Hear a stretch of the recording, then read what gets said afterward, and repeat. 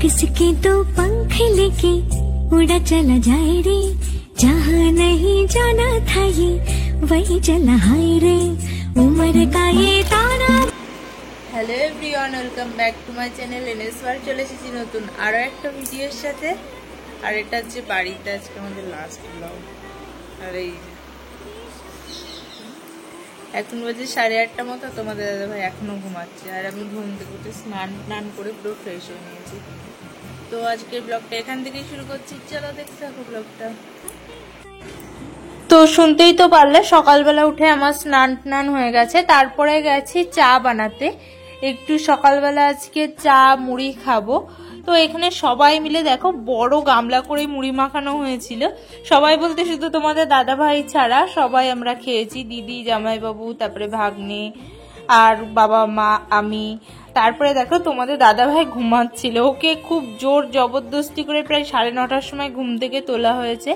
তো তোলার পরে ওকে নিয়ে একটুখানি ইয়ার্কি মারছিলাম, বিশাল ভালো লাগছিল। ও এত ঘুমে পুরো মানে কি বলবো টল কাচ্ছে, আর আমিও চোখগুলো এমন করে টেনে টেনে খুলে খুলে দিচ্ছি। আর এটা হচ্ছে আমাদের বাড়িতে এইবারটার মতো মানে এই ছুটির শেষ ব্লগ বলতে পারো। তো এখানে ওই জন্য আজকে অনেক কাজ আছে। আর আজকে আমাদের ট্রেন, আমরা ফার্স্টে ভেবেছিলাম 4:30টার সময় যাব, তো তখনও পর্যন্ত ভেবেছি 4:30টার ট্রেনেই যাব। তো এখানে ওকে আমি জোর করে তুলে আমি বলছি শিগগিরই তুমি ফ্রেশ হয়ে নাও, এখন অনেকগুলো কাজ আমরা বাকি আছে আমাদের। আর সব থেকে বড় কাজ হচ্ছে আমার ব্যাংকে মানে কি সমস্যা হচ্ছে জানি না, ব্যাংকের বইটা ব্লক করে দিয়েছে ব্যাংক থেকে, তো সেই জন্য একটু যেতে হবে। স্নান করে জামা কাপড়গুলো পুরো ভেজা ছিল, যেগুলো ভেজা ছিল সেগুলো চলে এসেছি ছাদে মেলতে। তো আজকে ভাবলাম একটু আমি নিজেই জামা কাপড়গুলো মেলে দিই আর ছাদে আসি, আবার কবে আসবো না আসবো তো জানি না, ওই জন্য ছাদে এসে জামা কাপড়গুলো মেলে নিচ্ছি। আর কি সুন্দর পরিবেশ দেখো চারি সাইডটা, এত ভালো লাগে না, দেখে খুব ভালো লাগে। আর তারপরে ছাদ থেকে এসে তোমাদের দাদাভাই দেখো আবার এখানে ফোন ঘাঁটতে বসে পড়েছে, মানে ও সকালবেলা উঠে ফ্রেশ হয়েই এখানে আবার বসে ফোন ঘাঁটছে। তো ওকে সরিয়ে তো আমি যেমন তেমন করে উঠিয়ে দিয়ে বিছানাটা গুছিয়ে নিলাম। আর তারপরে এখানে এত লোক কেন এসেছে, মানে এত লোকজন কেন বলো তো ঘরের ভেতরে, কারণটা হচ্ছে আমরা সবাই মিলে বিয়ের ওই গিফট পেয়েছিলাম, ওখান থেকে একটা ভালো ননস্টিকের কড়াই খুঁজছি। আজকে আমাদের বাড়ি হবে ইলিশ মাছ ভাপা, মানে যেটা হচ্ছে শো স্টপার বলতে পারো আজকে আমাদের বাড়ির। তো সেটা করছে আমাদের জামাইবাবু রান্না, তার জন্য লাগবে ননস্টিকের কড়াই। ওই জন্যই কড়াই খোঁজা হচ্ছে কোন কড়াইটা ভালো। একটা কড়াইও ভালো ছিল না, তার মধ্যে থেকে ওই খুঁজে মোটামুটি একটা কড়াই একটু ভালো ছিল, তো সেটাই বার করা হলো। আর এই সব কাঁসার পিতল তারপরে যা যা জিনিস সবকিছু না আমার ওই বক্স খাটের বক্সের মধ্যে আছে, তো সেখান থেকেই সবগুলো মানে যেটা লাগবে সেটা বার করে তারপরে আমি বাইরে চলে এসেছি ইলিশ মাছটা দেখাতে তোমাদের। দেখো বাবা সকালবেলা গিয়ে খাসির মাংস আর ইলিশ মাছ নিয়ে এসেছে। আর এইদিকে আমি সকালবেলা ভাত খাইনি, তোমাদের দাদা ভাই ভাত খাচ্ছিল। তো আমার মানে শাশুড়ি মা শ্বশুরমশাই জোর করে বললো তুমি ওর সঙ্গে কটা খেয়ে নাও, তো ওর সাথে এক গাল মতো ভাত খেয়ে এখানে আমি রেডি হয়ে নিয়েছি। আর এই দেখো এই চুড়িদারটা না আমার আইবুড়ো ভাতে আমার বড় পিসিমণি দিয়েছিল, তো সেটা কালকের ব্লগে দেখতেই পেরেছো নিয়ে আসলাম, বানাতে দিয়েছিলাম। তো সেই চুড়িদারটা নিয়ে এসে এখানে আজকে পরেও নিয়েছি। আর আমরা এখন যাচ্ছি বাজারে, আগেই বললাম আমার ব্যাংকে একটু কাজ আছে, ব্যাংকের বইটা ঠিক করতে যেতে হবে। আর একটা জিনিস হচ্ছে আমি একটু পার্লারে যাব। আমার চুলগুলোর অবস্থা গাইস এতটা খারাপ হয়ে গেছে, আমি তো সেই বিয়ের আগে স্পা করেছিলাম, তো তোমাদের দাদাভাই বলছি তুমি আগে গিয়ে স্পা করে আসো। চুলগুলো মানে অতিরিক্ত চুল উঠছে, মানে বলে বোঝানোর মতো না, কয়দিনে আমার চুল পুরো পাতলা হয়ে গেছে। বেশি করে কোয়ার্টারে যাওয়ার পর থেকে ওখানকার জল হয়তো আমার স্যুট করছে না, আমার চুল এত পরিমাণে উঠছিল। তো ওই জন্য আমি ভাবলাম একটা স্পা এখান থেকে করেই যাই। আর আমি না যেই জিনিসটা আমার কারোর একটা হাতে করে ভালো লাগে তারপরে অন্য কারোর হাতে সেই জিনিসটা করতে আমার খুব একটা পছন্দ না, ওই জন্য আমি ওখানে খুব একটা পার্লারে যাইনি। তো বাড়ি এসছি যখন, আমি যেই পার্লার থেকে করি সেই পার্লারেই যাব ভাবলাম। আর তারপরেই দেখো আমরা যাব আর রেলগেট পড়বে না, এটা তো কোনোদিন হতেই পারে না, মানে এটা হবেই। সপ্তাহে আগে যখন বাড়িতে থাকতাম একদিন হলেও সপ্তাহে রেলগেট পড়তো আমরা যখন যাই, তো এইবারটা তার অন্যথা হবে না, কি করে হয়। তো এখানে গেট পড়ে গেছে আর আমরা দুজন দাঁড়িয়ে আছি, এমনি তো লেট হয়ে গেছে, তারপরে আবার এই গেট টেট পড়ে যাচ্ছে। আর আজকেও আমি বাড়িতে বলেছিলাম যে আমি এসে রান্না করব, তো আমি তো কিচ্ছু করিনি, আমি কাজের বেলায় অষ্টরম্ভা যাকে বলে। তো এখানে দেখো ব্যাংক থেকে পুরো নিরাশ হয়ে বাড়ি চলে যাচ্ছি, কারণ হয়নি কাজটা। তারপরে চলে গেছি পার্লারে। আর আমি তো গেছিলাম শুধু স্পা করব ভেবেই, কিন্তু তোমাদের দাদা ভাই জোর করে, মানে ও বলছে না স্পা না, তুমি ফেসিয়ালও করবা। তো ওর কথা মানে আমি বারবার বললাম না আমি করব না, কিন্তু যাই হোক ও তো সোনার পাত্র না, তো এখানে স্পা আর ফেসিয়াল করব। তো অনেকটা লেট হয়ে গেছিল, আমি ওদেরকে বলছি তোমরা মানে চুল আর মুখের কাজ একসাথে করো, চুল পেছন দিকে আমার শোকাচ্ছে আর মুখে ফেসিয়াল করছে, এমন একটা পরিস্থিতি হয়ে গেছিল।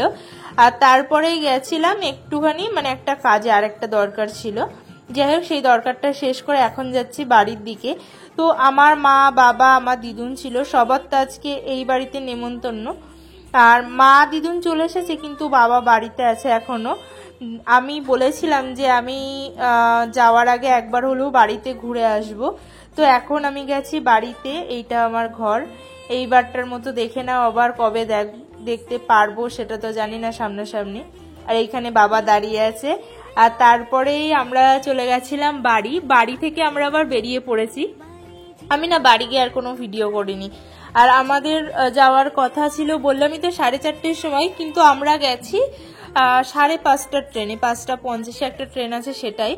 কারণ আমাদের 4:30টার ট্রেনটা ছিল ডাইরেক্ট, কিন্তু 5:50 ট্রেনটা রানাঘাট থেকে আবার চেঞ্জ করতে হয়। যাই হোক আমরা ভাবলাম ওটাই যাই, কারণ 4:30টায় গেলে অনেকক্ষণ আমাদের বসে থাকতে হবে এয়ারপোর্টে গিয়ে। তো এখানে দেখো আবার সেই চেনা রাস্তা, এগুলো কবে দেখতে পারবো জানি না। আমার মনটা তো ভীষণ খারাপ, আমি এত কান্না করছিলাম টোটোয় উঠে, আর কি বলবো। বাড়িতে তো তাও নিজেকে অনেকটা স্ট্রং রাখার চেষ্টা করেছি, কিন্তু জানি না কতটা পেরেছি, সবাই কান্নাকাটি করছিল। একদম অনেকদিন পরে আসা একরকম, আর এসে এই 5 দিন থেকে চলে যাওয়াটা আবার অন্যরকম। তো যাই হোক এটাই আমাদের লাইফ, এটা তো মেনে নিতেই হবে, কিছু করার নেই। আর কি বলতো, আমি না বাড়িতে আর কোনো ভিডিও বানাইনি, বাড়িতে তো সবাই ছিল, অনেক লোকজন ছিল আজকে আমাদের বাড়িতে, দিদি জামাইবাবু আমার মা বাবা দিদুন আরও অনেকে ছিল। তো সবার সঙ্গে খুব মজা করে আমাদের এই কয়েকটা ঘন্টা কাটলো, সবাই একসাথে গোল হয়ে বসে খাওয়া দাওয়া দুপুরের, তারপরে অনেক কিছু। তো অনেক মজাও হলো যে আমি বলেছিলাম আজকে খাসির মাংসটা আমি রান্না করব, যাই হোক আমি তো সারাদিন ওই পার্লারেই আমার কেটে গেল। আর তারপরে রেডি হয়ে চলে আসলাম আবার যাওয়ার পথে। তো এখানে দেখো আমাদের সেই চেনা স্টেশনকে টাটা গুড বাই করে আমরা আবার বেরিয়ে পড়েছি। তো এই জায়গাটায় তোমাদের দাদাভাই আমাকে অনেক কিছু বোঝাচ্ছিল, আমি মন খারাপ করছিল কান্না করছিলাম বলে, তো বলল মন খারাপ করেও কিছু করার নেই, চলো আবার আসবো আমরা। তারপরে একটু স্বাভাবিক হয়ে যেটা হওয়া সেটা হবেই, সেটা মেনে নিয়ে এখানে ট্রেনে উঠে খেলাম একটু ছোলা মাখা। প্রায় অনেকক্ষণ পরেই তোমাদের দাদাভাই ছোলা মাখা নিল, বললো একটু খাও তাহলে ভালো লাগবে। তো ছোলা মাখা খেয়ে স্টেশনগুলো দেখতে দেখতে আমরা আবার যাচ্ছি। আর এই স্টেশনটা না আমার খুব একটা মানে কি বলবো, এই স্টেশনে ছোটবেলায় আমি খুব আসতাম, এটা হচ্ছে আড়ংঘাটা, এখান থেকে আমার দিদুনদের বাড়ি কাছে। তো তারপরে চলে এসেছি রানাঘাটে, এখানে আমরা আবার দাঁড়িয়ে আছি আমাদের মানে ট্রেনের জন্য, আমাদের যেহেতু ট্রেন চেঞ্জ করতে হবে। এই ট্রেনটা প্রায় অনেকক্ষণ পরেই ছিল, প্রায় আধা ঘন্টা মতো আমাদের এখানে দাঁড়িয়ে থাকতে হয়েছে। আর তারপরে রানাঘাট থেকে ট্রেনে উঠে আবার একটু খেয়ে নিলাম ছোলা মাখা, ট্রেনে উঠলেই ছোলা মাখাটাই আমরা বেশি খাই। আর কি জানো তো, আমাদের ট্রেনটা না একটু লেট ছিল, ওই জন্য তোমাদের দাদাভাই বারবার দেখছে মানে ট্রেন কত দূর গেল। আর আমরা একদম এমন টাইমে বেরিয়েছি, আমাদের একদম কি বলবো পুরো টাইমে। আমাদের দমদম থেকে ফ্লাইট ছিল ওই 10:15 মতো ছিল হয়তো, আমার এখন মনে পড়ছে না, যাই হোক। তো আমাদের একদম একটুখানিও যদি কোথাও লেট হয় পুরো আমাদের সেই কি বলবো ডুবে যাওয়ার মতো অবস্থা হবে। তো আমাদের রাস্তায় যেতে যেতেও জ্যাম পড়ে গেছিলো, আমরা প্রায় 15-20 মিনিট রাস্তায় আটকে গেছিলাম। তারপরে যেমন তেমন করে জোরে দাদা গাড়ি চালিয়ে আমাদের পৌঁছে দিয়েছে। এই দেখো দমদম এয়ারপোর্ট। এই এয়ারপোর্ট থেকে যখন তোমাদের দাদাভাইকে আনতে যাই তখন কত খুশি, যখন বাড়ি আসি তখন কত খুশি, আর এখন যেতে গিয়ে এতটা মন খারাপ করছে। কি করব, এটাই আমাদের লাইফ। আমরা যদি চাই হাজবেন্ডের সঙ্গে থাকতে, তাহলে আমরা বাড়ি ফ্যামিলির সঙ্গে থাকতে পারি না। যদি চাই ফ্যামিলির সঙ্গে থাকতে, তাহলে আমরা হাজবেন্ডের সঙ্গে থাকতে পারি না। এটা তো সত্যি যাদের হাজবেন্ড দূরে থাকে তারাই বুঝতে পারবে। তো এখানে আমি যাচ্ছি, তোমাদের দাদা ভাই আমার ভিডিও করে দিচ্ছে। তো আমার চুলটা দেখতে পাচ্ছ, স্পা করার পরে কি সুন্দর সিল্কি সিল্কি হয়ে গেছে, পুরো গ্লেজ দিচ্ছে চুলটাই। আর আমাদের এই ফ্লাইটটা কিন্তু ডাইরেক্ট মানে আমরা যেখানে থাকি সেখান পর্যন্ত না, এটা হচ্ছে দিল্লি পর্যন্ত। দিল্লি থেকে আমাদের আবার ফ্লাইট চেঞ্জ করতে হবে। দিল্লিতে প্রায় 6 ঘন্টা মতো আমাদের লে ওভার আছে। আসলে ডাইরেক্ট ফ্লাইটও ছিল, কিন্তু সেটা আবার আজকে মানে আমরা বাড়ি যাচ্ছি সেই দিনই সকালবেলা। তো তোমাদের দাদা ভাই না কালকে পুরো দিনটা ছুটি আছে, ও একদিন ছুটি হাতে নিয়েই মানে আমরা বাড়ি থেকে বেরিয়েছি। কালকের দিনটা পুরো রেস্ট নিয়ে তারপরে পরশুদিন থেকে তোমাদের দাদা ভাই আবার যাবে। তো তোমাদের দাদা ভাই বলল যে কালকে দিনটা এখন ছুটিই আছে, তাহলে আজকে আমরা রাতেরটাই যাই, শুধু শুধু সকালবেলা গিয়ে কোনো লাভ নেই, যেটুকু টাইম বাড়ি থাকতে পারবো। তো এখানে উঠে পড়েছি আমরা ফ্লাইটে। আর দেখতেই পারলে ওই দুজন হচ্ছে আমাদের নতুন কি বলবো বন্ধু সঙ্গী যাই বলতে পারো। তো ওরা দুজনও আমাদের সঙ্গে যাচ্ছে, ওদেরকে বসিয়ে নিয়েছি মধ্যেখানে।